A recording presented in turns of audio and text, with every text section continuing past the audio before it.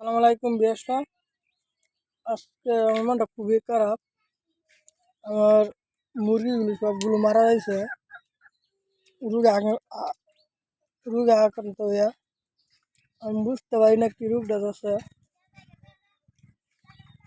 এখন তো আমি ঠিক বুঝতে পারছি কি রোগটা আছে। পটাত করে মুরগি বালা টাকা এমনি এমনি মারা যায়, জিম মেরে বসে মারা যায়।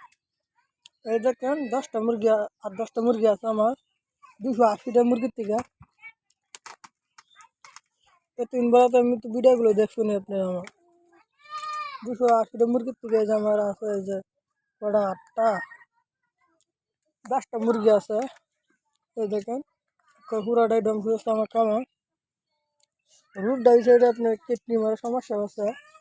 ডাক্তারের কাছে দেখলাম, ডাক্তারের কাছে আমি যে লিভার টুন ওষুধ আনছিলাম, বলছে লিভার টুন ওষুধে কিডনি ওষুধও কাজ করে, দুটা একসাথে কাজ করে। এই একটা ভুল করছে ডাক্তারে, আমারও এটা ভুল হয়েছে। অন্য অন্য জন আরও দরকার আছে, যাচাই করার দরকার আছে।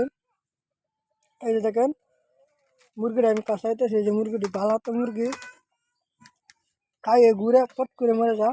এর মারে আমি আবার দিলাম অনেক জাতের ওষুধ ভাইরাসের। এমনি তো এক ওষুধে মরতেছে, এই আমার তো আর কোনো ওষুধ দেওয়ানোর প্রয়োজন নাই, তাহলে আরও ঝামেলা বাড়বে। আমি বুঝতে পেরেছি পরে, সব কিছু যাওয়ার পরে আমি বুঝতে পেরেছি। মানে আর বুঝলি কি সব কিছু মারা গেল। 4 লাখ টাকার মুরগি আমার সব ধ্বংস হয়েছে। 8 মাস নতুন বয়স, 8 মাস বয়স হয়েছে পূর্ণ। আপনারা আশা করি একটা লাইক দিবেন যদি ভালো লাগে। আর মুরগিগুলো আপনারা যারা পালতেছেন সাবধানে পালবেন, এলার্জি হবে না আমার মতন করলে, দুর্দশা হবে আমার মতো। আশা করি সবাই বুঝতে পেরেছেন।